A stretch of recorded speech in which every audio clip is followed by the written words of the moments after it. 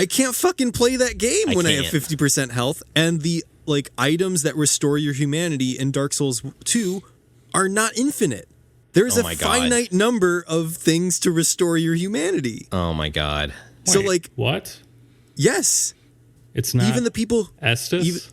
It's not your Estus flask. It's your what is it in this? It's your human effigy.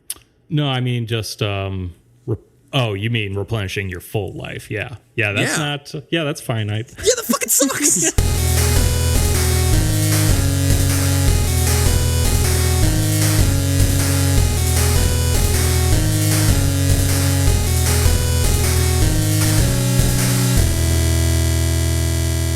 Hey everybody, welcome to Pursuing Pixels. My name's Kevin Portelli, and I'm here tonight with Randall Nollery. Hey everybody. John Hines. Hey there.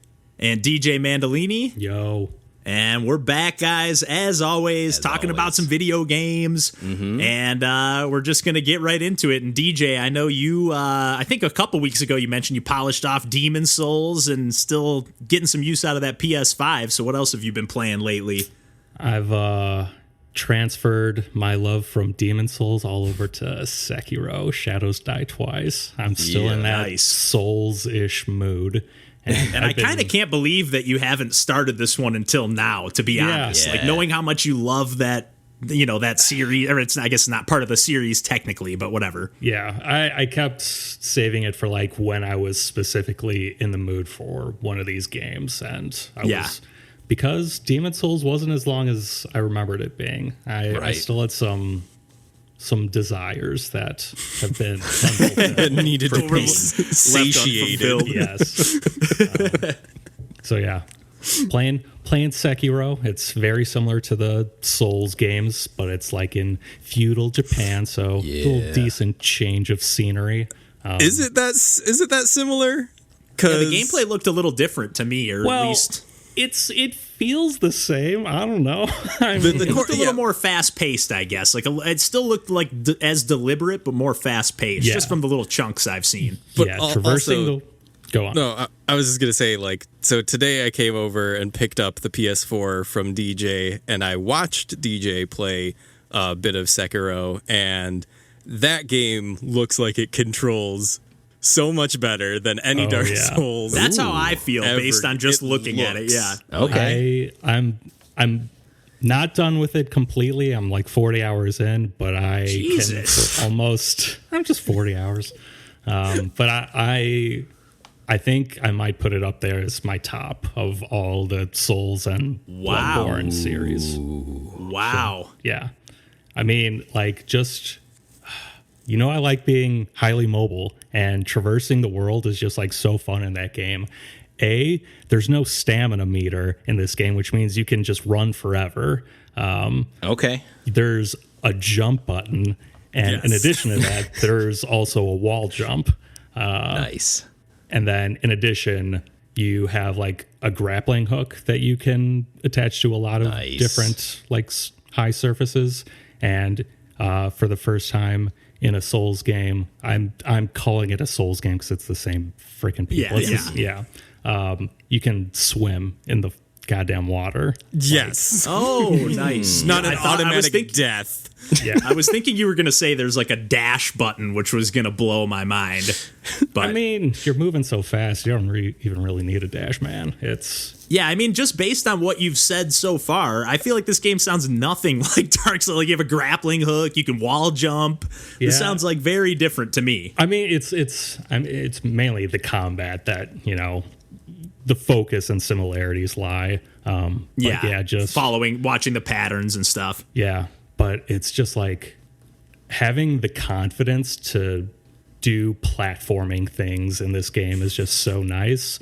Like even things like in like the Souls games, if you fall from a high enough height, like you just automatically die.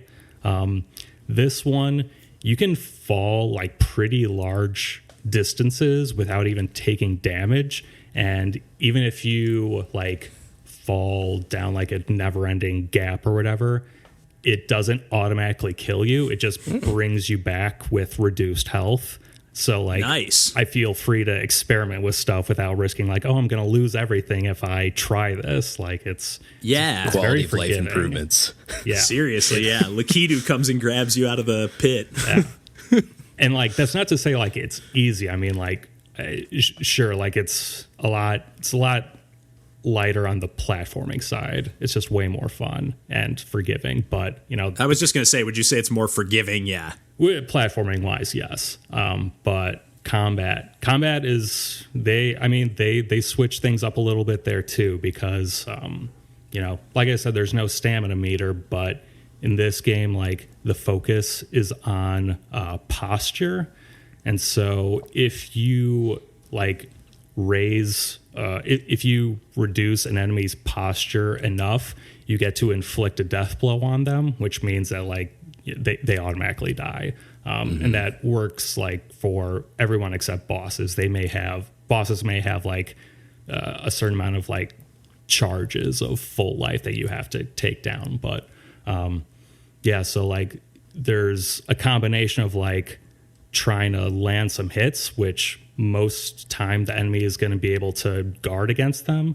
Right. But even though you're not landing physical damage, you're taking down their posture.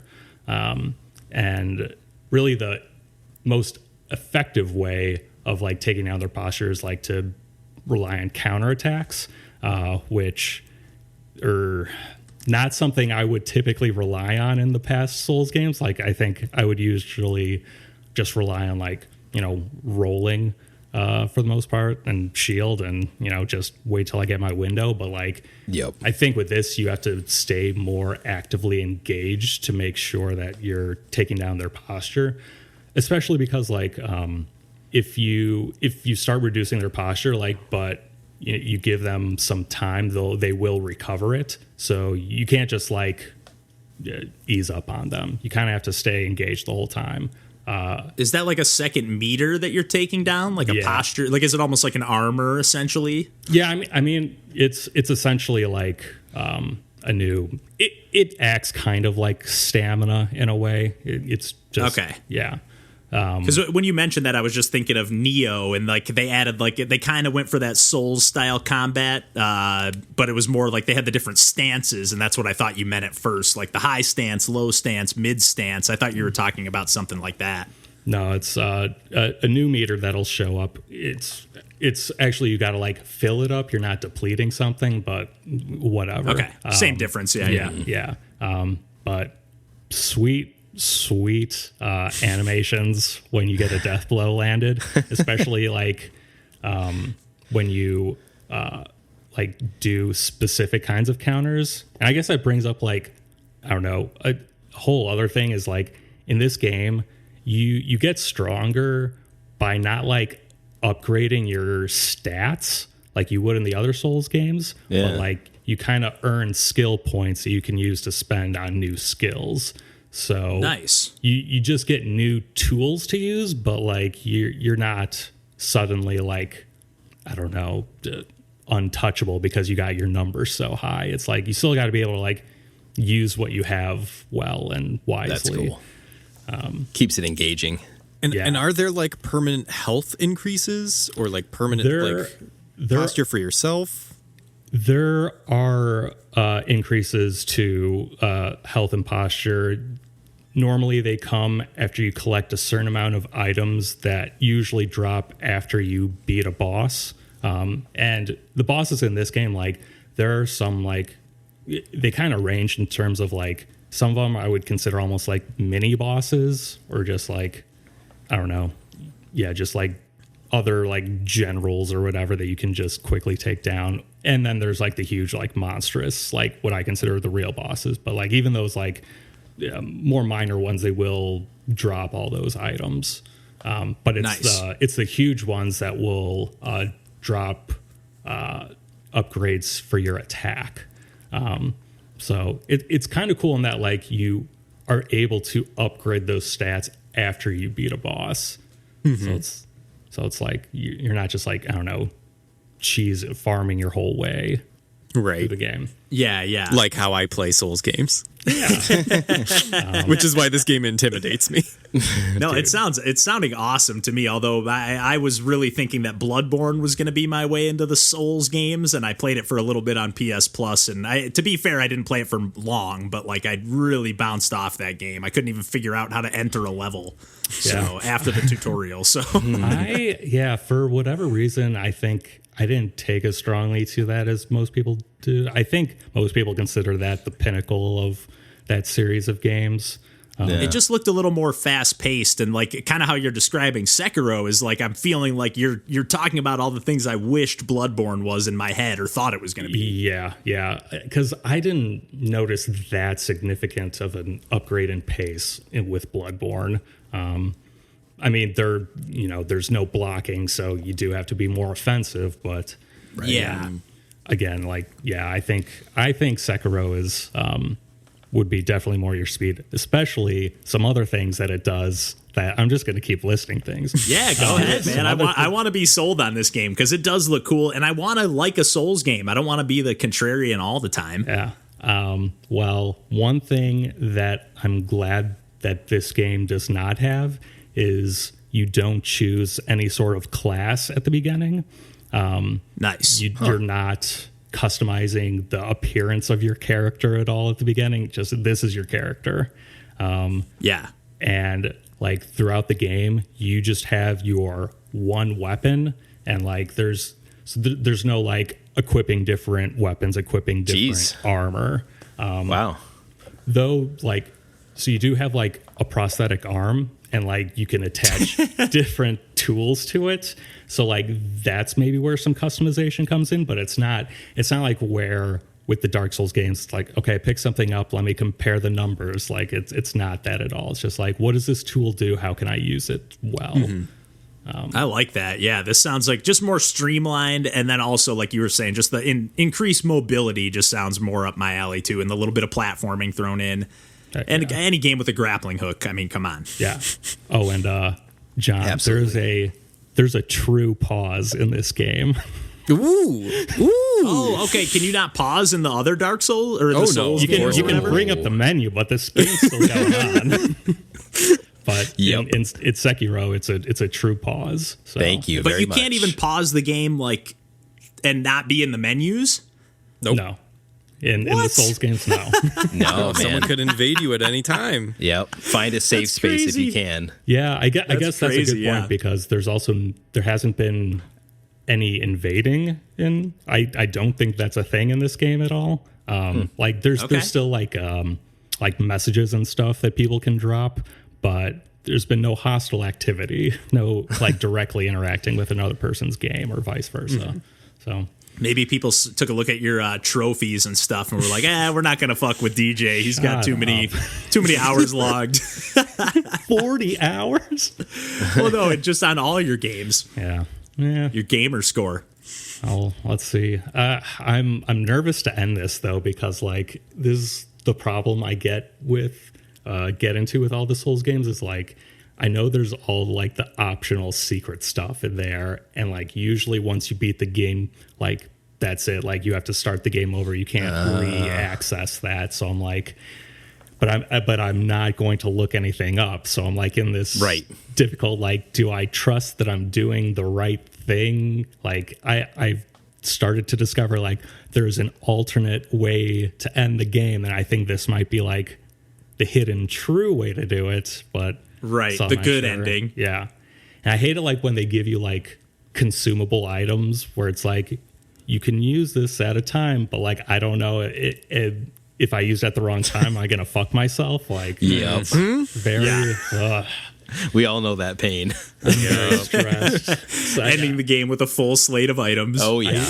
Yeah. I mean, I just got a trophy that said like I've reached all like the zones in the game, so I'm like, oh fuck, I'm near the end. Like I gotta cross all the T's and dot all the I's before I end this. So we'll see. That's what this weekend is going to be for me. I have Monday off. It's going to be all Nice. Nice. No, that sounds awesome. I really want to play this at some point. Mm-hmm. Well, if you borrow my PS4 from John, maybe. Well, actually, yeah, John could play it. Yeah, It is on there. I think you downloaded it. For a second, I was in my head. I PS4. was thinking it's a PS5 game, but no, it's been out for a while. So Yep. Yeah, have your dessert first, John. There you go. Oh my god. I don't even know what that would be. Well, nice. Well, I know Randall. I know I actually checked out a game a couple weeks ago, or at least a week ago or so, and that was an NES ROM. Yeah. To the point of like I downloaded this game on itch.io and then Yeah. realized I couldn't boot it up because it was actually an NES ROM. Like I had to go out of my way and download an NES emulator. I love it. But the reason I wanted to wait until we could both talk about this one is because obviously you've talked about that Analogue Nt-Mini that you've got your hands on. Yep. And I know you can load on ROMs like onto that console or whatever. Is that If how you you were able to play jailbreak it. Yeah. Oh, really? Yeah. That's not, what about like a flash card or something like that? So you could use like an EverDrive or whatever on this because it acts just like an NES, but there's also like freely available, not a secret at all, jailbreak version that you could firmware update that you could do on your NES Nt-Mini, and that's what I do. And I it's was just like, gonna say, and you've done that, yeah. oh yeah, because Nice. it's the exact same firmware as like the official release.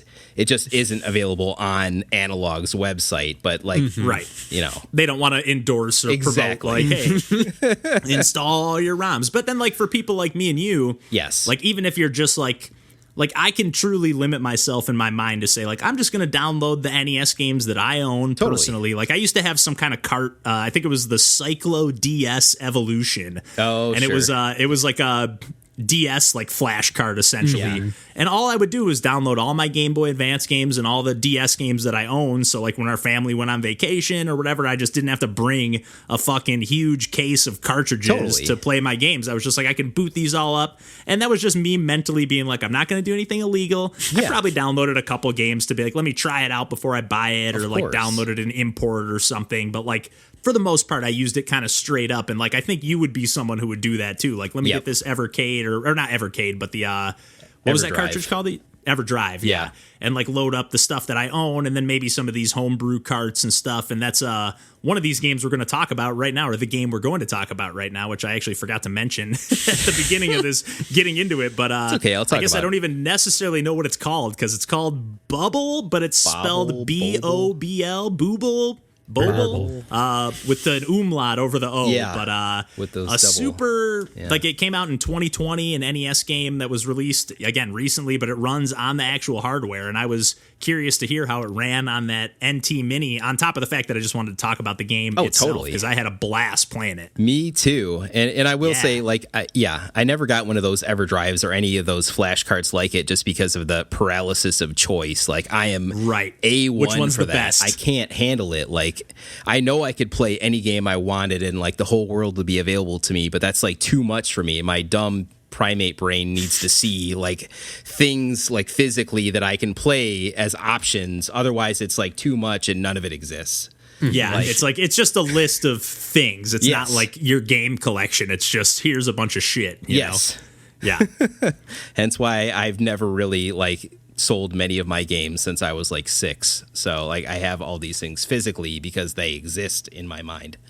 But so this is a big departure for me to get Bobl or Bobl because it is a ROM. And like I was just not someone, like, I've played emulators in the past, but really not very much at all. But this game, there is no physical release of, and I typically like to do that with homebrews, is buy like a physical release if it's available, but there wasn't one. And you clued me in that this was available on itch.io, and it looks awesome. So I'm like, yeah, I'm going to like buy that ROM and run it on this Nt-Mini to be a perfect excuse to use that jailbreak technology for this purpose. And I had a great time with this game too.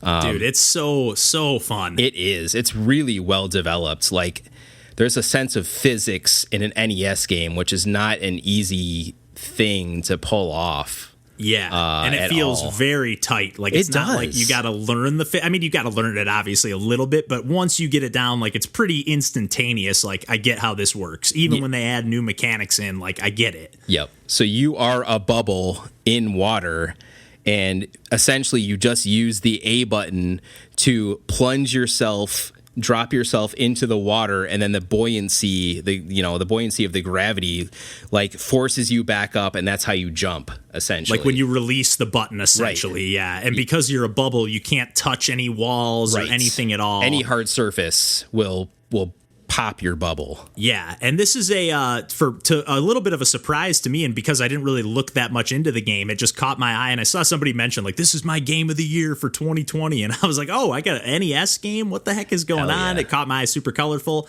So I checked it out, and just like at the couple screenshots I saw, I got the impression that it was going to be like this arcade game, like single screen levels, or just really quick kind of. Because I saw some speed runs, like when I looked up, tried to find a trailer, I saw like speed run 5 minutes and stuff. So I just assumed, this is some kind of bite size little platform. And to be fair, I think it probably only took me a half hour or so to play through the entire game. But I didn't get 100% run, but it was more of like a Metroidvania, and like kind of legitimately, like you get a few power ups along the way. Yep. One that lets you sink a little bit lower, one that actually lets you get like a double jump out of the water, like when you're in midair. One. Yeah. And then one that like you can sink in like indefinitely, essentially. So that once I got that, it actually got a little bit harder. Yeah. Because you can explore the world a little bit more. You are constantly like, you can't just, like before you get that power up, you kind of, if you hold down the A button, you'll sink to a certain level. Right. And you kind of clearly know, okay, now I have this new one that I can sink lower. Now I can get past this. And it's just very obvious, like hold it down all the way, get under this, barrier, and then pop back up. Right. And one of the things that's awesome too is like when you're in the air, you can also like press that button, press the A button to kind of drop you back down. So it's like you're pulling down gravity, like not only when you're in the water, which I didn't realize at first, but yeah, I'm kind of taking over this conversation a little bit. But what else did you enjoy about this game, Randall? Because I really just loved that like Metroidvania thing, mostly because I wasn't expecting it. It's kind of like a very simplified Metroidvania, though. It's not like you're truly gated off. It's just in a very like streamlined, simplified Metroidvania. Like you need the next ability to get to the next, open area, essentially. And it's just really well done that way. At first, like the controls were a little bit tricky to me, but that's not a fault of the game. They're just like really technical controls. And then once I got it and clicked in, I'm like, oh, and I ended up playing through this game 3 times. Oh, shit. Yeah. Heck yeah. Yeah. Did you get all the hidden rubber duckies? I was going to ask you if you knew about the rubber duckies. I got like, I think there's either 8 or 10 total. I want to say there's 8 based on that end screen, but I don't know. That's what I think too. I just couldn't, in my head, I couldn't remember if there were 5 on each side or 4. I think I got 5 or 6 of them. I definitely did not get them all. And I definitely had that thought in my head of like, awesome, another reason for me to play through this game. Nope. I got 7 on my last run. I'm like, son of a gun, where's that last duck? Where is it? Because it's awesome, because there's even like a zone like later where you're like in the clouds, and you actually like when you're in the clouds, that's one like wall or whatever that you can touch. Yes. And you'll actually bounce off that. And again, you're kind of using your double jumps to like clear gaps that you couldn't clear before. Yep. Like using your momentum to fly out of the water and then get that double jump at the last second, clearing a gap. And like there's a bunch of like checkpoints along the way. They're just like little bells that you ring. Yeah. And it's such a charming, the music is awesome. Every zone has its own.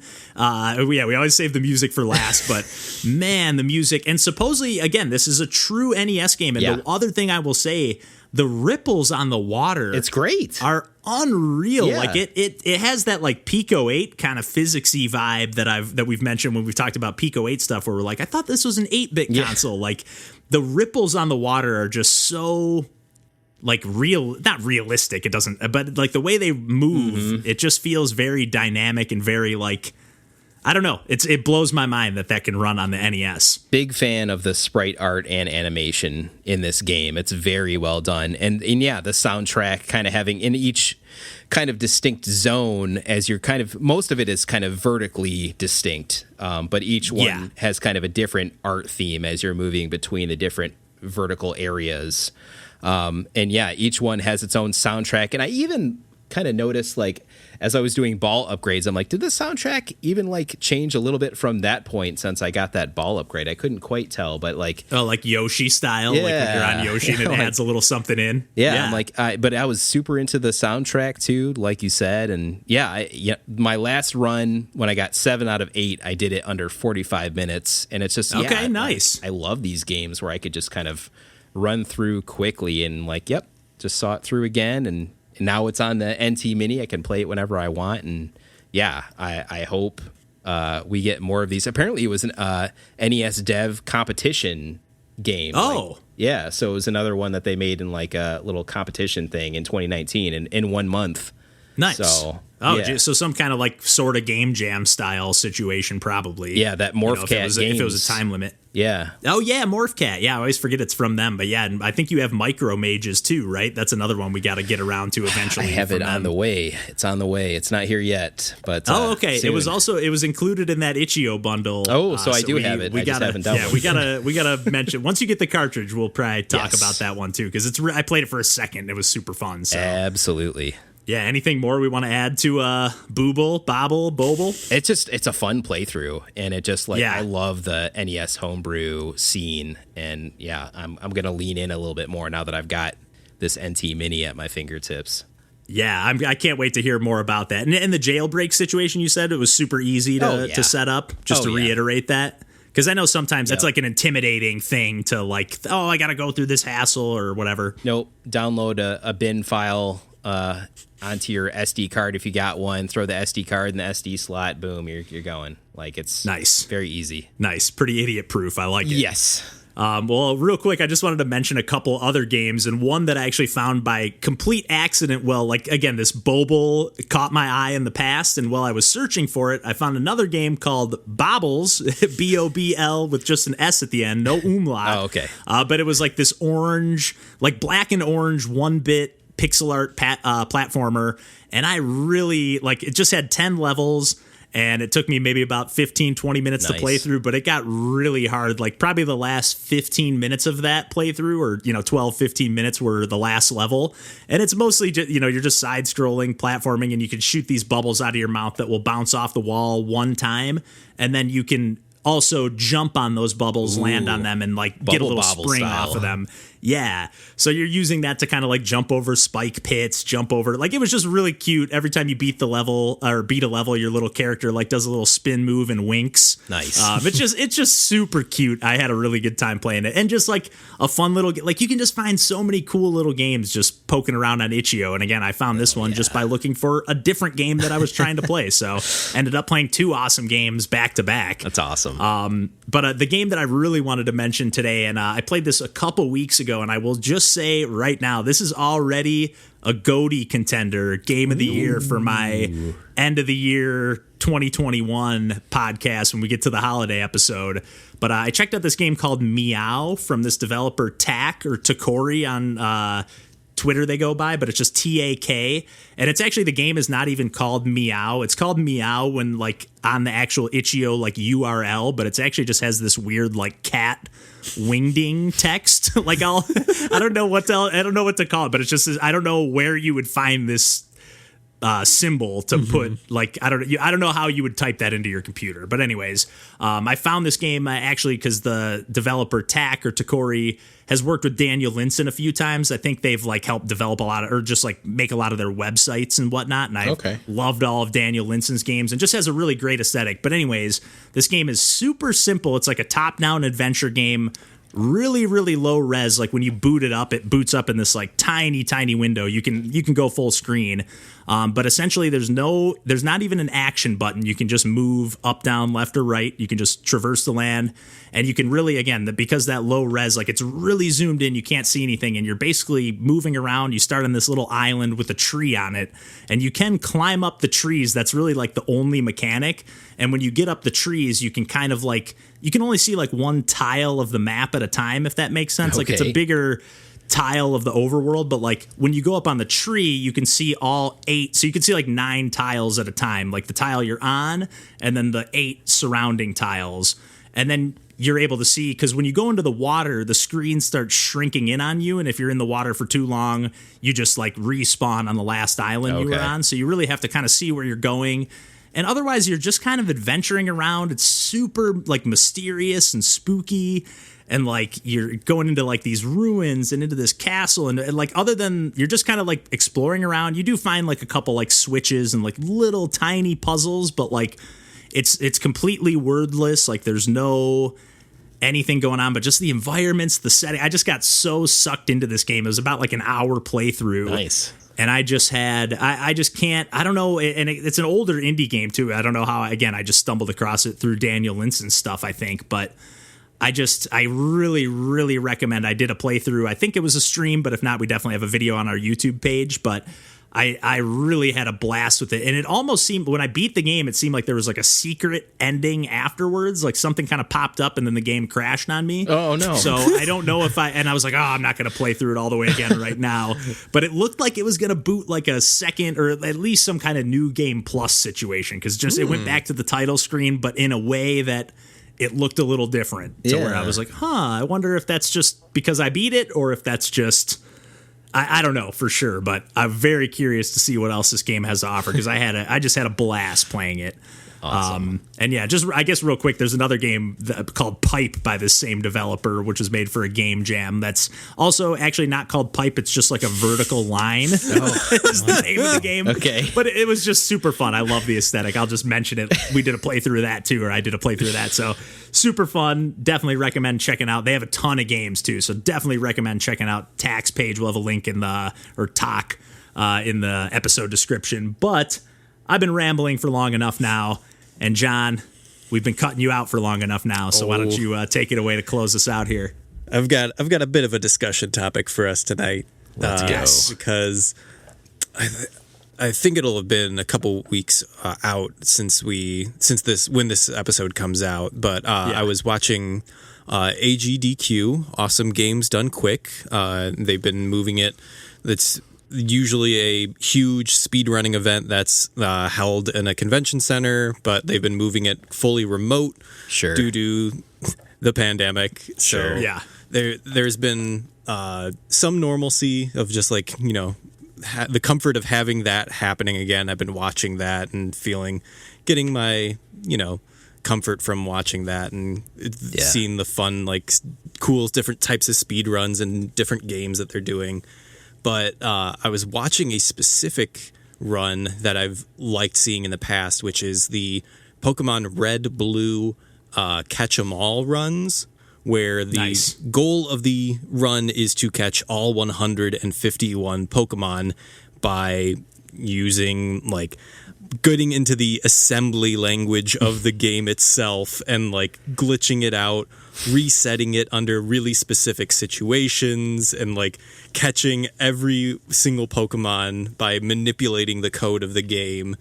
And I think personally it's a really amazing run to watch because you basically have to understand the like actual code of the game in order to do it, and you have to know the people when they run it like are consulting basically I don't know if it's a spreadsheet, but like lines of like, okay, I need to move this many squares in this direction in order to trigger this or something.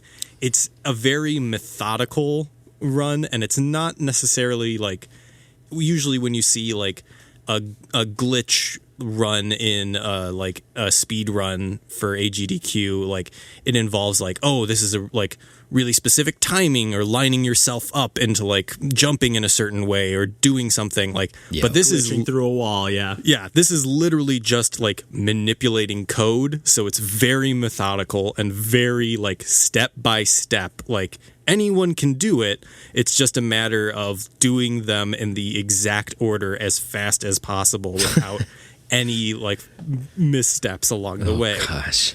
Yeah. And like I had before I watched this run, I had just downloaded the Sword and Shield expansions for Pokemon, and I was already starting to like get back into like playing Pokemon Sword and Shield. I've been in post game since I covered it on the podcast like a year long or time two ago. Like yeah, a while ago, like close to the time it came out, probably. Yeah, like I'm basically just in the point of where I reach in any current gen Pokemon game where I'm just trying to catch as many Pokemon as I can. There's not really a ton of extra content. Like the nice thing about the expansions is that it actually gives me real content to do.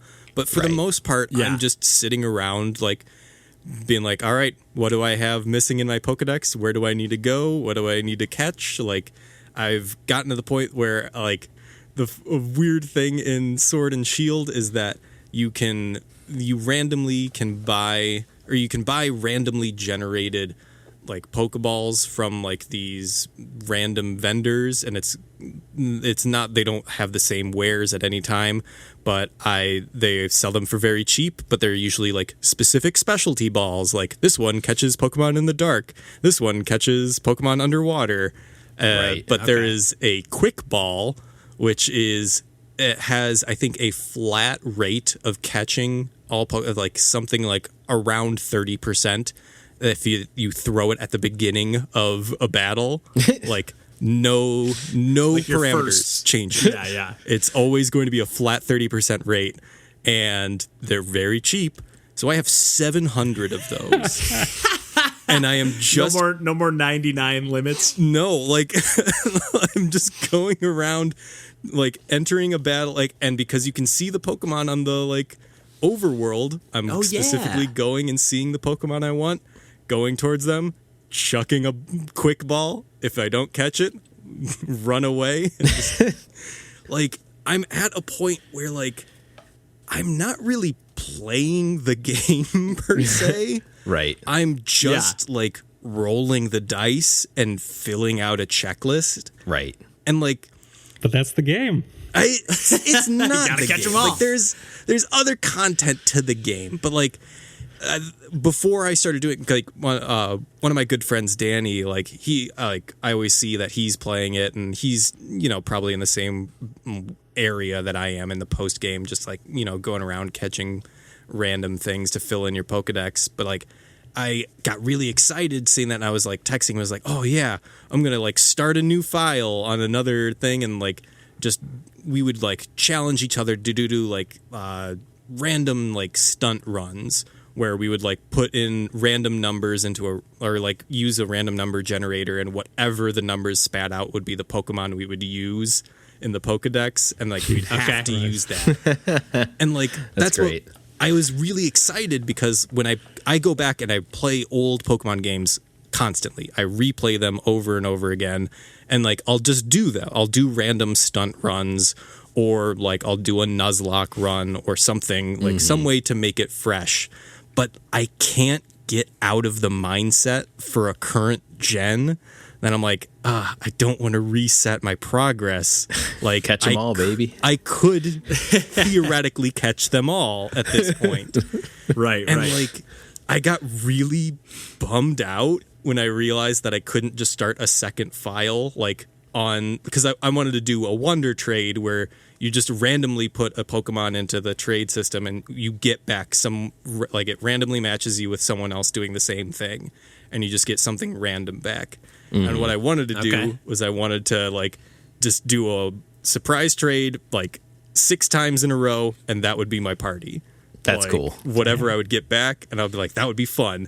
Yeah. But I only have one Nintendo Online account, and that would have meant that I would have had to have deleted my main file in order to do an online trade. So I was like, I can't do this fun run that I wanted to like set up. So I'm just going and like I'm just out of obligation, like playing a game that I love, that I really do enjoy. Like it has its faults, and it has like things that I don't like as much as others, or some things that I like more in Pokemon games.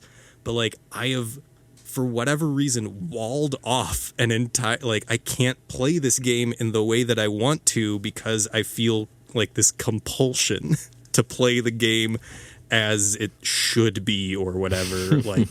Like you need to catch them all. So it's not out of, because at first I was thinking like this sounds like the type of mode I get in where I'm just like kind of playing a game mindlessly because I want to like put a podcast on and just kind of relax. Like, are you doing anything else while you're doing this? Or are you just I'm playing barely the game? paying attention to the game. Okay. Yeah. So yeah, it is exactly that. But like, I don't know. Like, I'm not really playing the game out of enjoyment, and like I'm kind of glad that like I borrowed DJ's PS4 so that I could just like break myself away from playing this game. But like, do you guys get that in like any other games? Is that like something that like I'm not like. I guess like we kind of have gotten it where it's like, oh, I need to beat this game because that makes me feel like I've accomplished something. But like, right. Have you ever just done something because like it's, I don't know, like A compulsion. you can't pull yourself away from it? Yeah. Yes, Yeah. yes, I mean- I have, and it's called NBA 2K My Jam Mode. Fair enough. Yes, I guess. Yeah. Oh my God. Yeah, you're in like 2042 in your seasons. Yep. And you just keep pressing the buttons and just keep pressing that compulsion button until you can pull yourself away with something else that's shinier. Yeah. And force yourself to break the loop, essentially. And I still think about like, I had a pretty good team going there. Maybe I should boot it up again. No, I don't need to boot it up again. I need to play other video games. Yeah. But No, it's that's not a good fun. It's just a compulsion. Yeah. Yes, that's exactly it. Like, Yes. I just couldn't stop. It's been a while on my end because I know I've mentioned many times on the podcast, like I've kind of gotten away from like trying to 100% games and stuff. But I definitely, the last time I can think that it happened to me was like Stardew Valley. Like it was just daily routine. Like I'm not making any progress. I'm not trying to maintain relationships with people. Like I'm just fucking planting crops, watering the crops, like going through, digging them up in the morning. Like it's just like Farming, baby. clockwork, just like produce, make more money. And like there's no reason to it. I already have the upgrades. I guess I probably still could get a few more things, but like there's no goal in mind. Like I'm just doing it because I don't know. I just like the music, I guess. What about you, Deej? I mean, I've been better about this, but I will sometimes get that compulsion to 100% something. I won't necessarily just keep playing a game I don't like forever.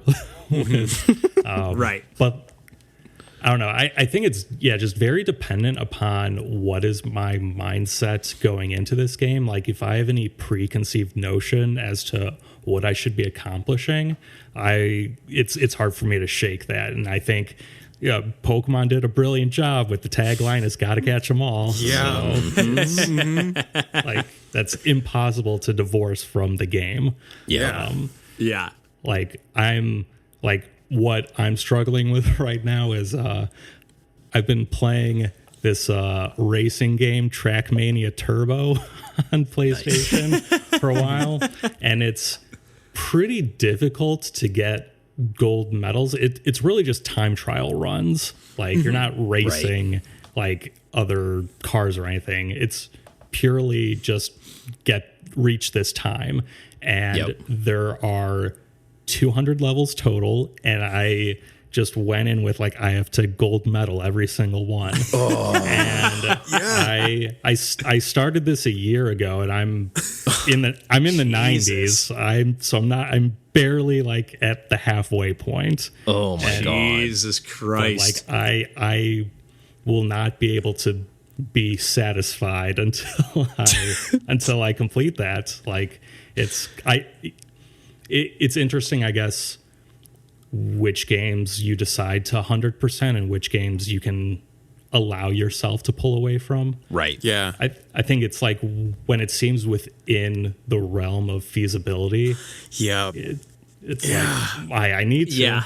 Oh God. Yeah. I used to be that way, and I feel like I've gotten to the point where I can shut it off. Like I'm more like, if I don't love this game, I can just beat it and be happy that I just played through it. And if there is a situation where you can like unlock extra levels, I definitely want to try to do something like that, especially if I'm really liking the game. but I can mostly turn it off if it's just like, okay, I don't need to get every last whatever. But if I'm playing a Mario game, I'm getting all 3 coins on every level. I'm going back for every fucking thing, every exit. Like I need it in those types of games. Yeah, but you won't beat the last level in 3D World. I would if I could. It's fucking impossible. Yeah, I agree. I'm on the same boat. Yeah, it's so hard. It's the hardest Mario level in any game, period. It's so goddamn hard. But I'm so pumped for that re-release of 3D World, though. God damn. But if you could see credit, like I feel like both of us, Kevin, are on this wavelength where once you see credits, even if you know there's additional game or extra levels, special levels, you don't have to complete it then or even within that like year. You still have that game. You can go back to it later. That's fine. Yeah, it's the incentive to go back. And I almost do it on purpose. Like I'll leave... Like, okay, like I beat, like the first time I beat Mario Galaxy, and I might have even mentioned this on the podcast before, but I was like, I beat it, I unlocked Luigi, I got all 120 stars or whatever, and then I was about to start playing it again, and I was like, why don't I just wait till I want to play this game again, and then play it as Luigi, which I did, and then beat that one last level too, because I think there's like one secret level if you beat it with both Mario and Luigi with 120 stars, so... Nice. I got to do it all with a Mario game, except unless it's Mario Odyssey. But maybe that's why I don't end up loving the Mario games as much in hindsight, because like I will like play the entire thing in one session and probably overdo it. Definitely did with Galaxy. It's different because for Galaxy that's different because it's like you got to do the whole playthrough kind of, but like I will do, like, for example, I've been booting up Super Mario 3D Land again. I've been playing through that special challenge, baby, and like I'm going back to those, and like I do typically try to get all 3 of the coins on each level before I move on to the next level. Like I won't start playing the next level until I've found all 3 coins, where like most games I like. For like when I played Ali 2, it's like I can't do all of these fucking challenges. Like it is impossible. So I'm just gonna play the game. Yeah. Because it's fun. I love that game, but like there's no way. Like the tricks are so specific. Like there's just no way I can do all those challenges. I'm not good enough. It is, like DJ you said, where like if that 100% is just within reach, like I think that is something that makes it a lot harder to pull yourself away, because like when you think about like 3D Land for Mario, like those 3 coins, that's not an impossible ask, right? That is just like a little bit more skill, a little bit more like trying to do something specific as opposed to like just beating the game. But like I really need to like go out and break my habit of like needing to 100% things, because that is really kind of a self-destructive habit that is not helpful.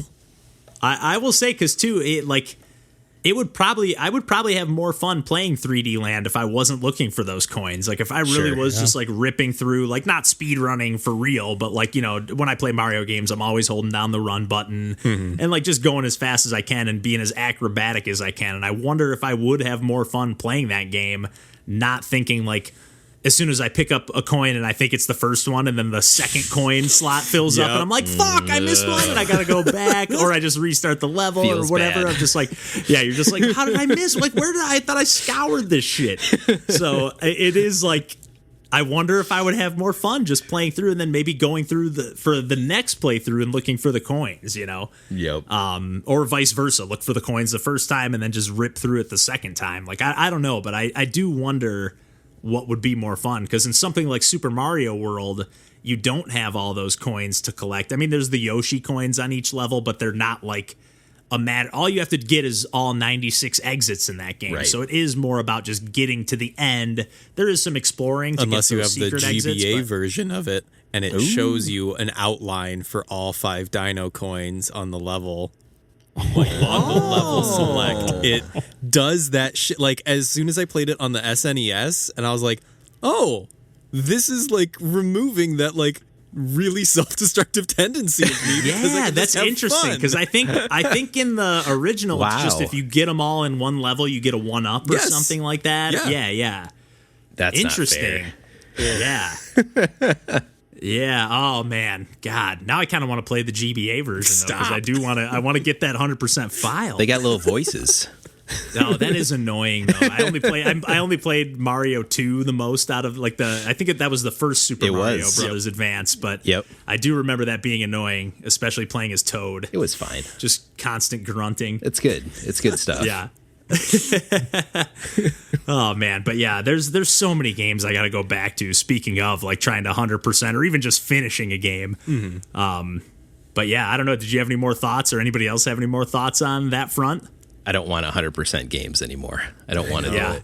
It's over. It's over. I don't need those. I don't need all 8 rubber duckies. Okay. I kind of do, but yeah, I know. I actually do. See, I do want to go back and get those, but I think it's because, like you just said, you played it 3 times in a row, and like the last few weeks you've been saying like, hey, I haven't had time to play games. Totally. Like, so there's clearly like yours saying like, I had so much fun playing this game, I just want to play it again. Like that's you want to know the something difference? To be said about that, and like the games that do make you feel that drive of like, I do want to go back and see everything this game has to offer. Well, the difference is I can see everything this game has to offer in under an hour. Yeah. Like it's a streamlined experience. In 3 hours, you could play through it 3 times. Exactly. Yeah. That's a whole different ball game for me. Yeah. Like that's and I think that's more what I'm looking for these days, because like I want to just see a game that's like takes a core idea, explores it to an extent, and that's it. And that's nothing against bigger games. No. Like I love Breath of the Wild, but God, I haven't played anything like that. And I'm never going to see every single thing in Breath of the Wild, but I hold that game in the highest regard, and that's totally fine too.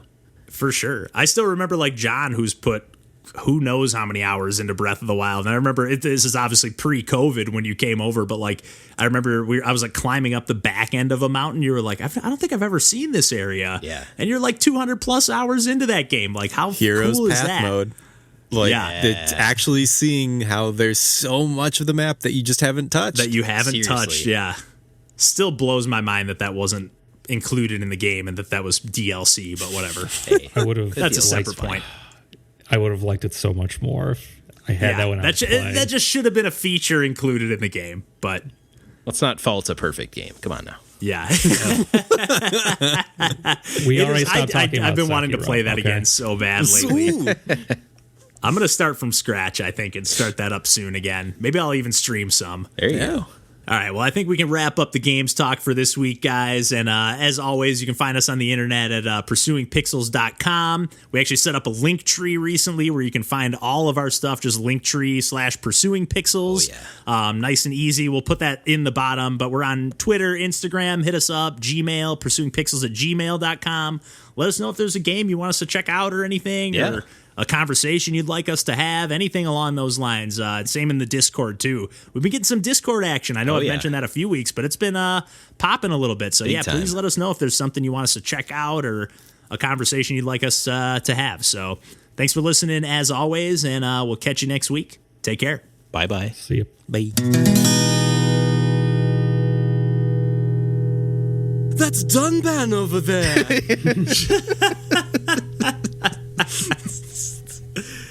Oh, man. I should go back to that game someday. They're good. I definitely want to replay through Xenoblade Chronicles because I dropped off when I shouldn't have the first one. Mm-hmm. Me too. Oh, man. I should replay X. X is so good.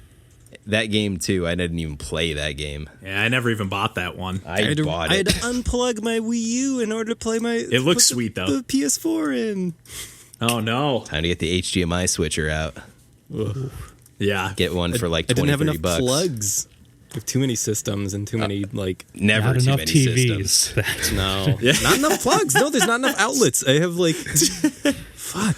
I have so many surge protectors in my house. It's unfucking there's fire situations for sure. I'm always in panic mode. Like I'm like I should not have this much juice flowing through this like 2 rooms in my apartment. But whatever. All right, let's fucking record. Go. Let's talk about ready? video games. Yeah. Here we go.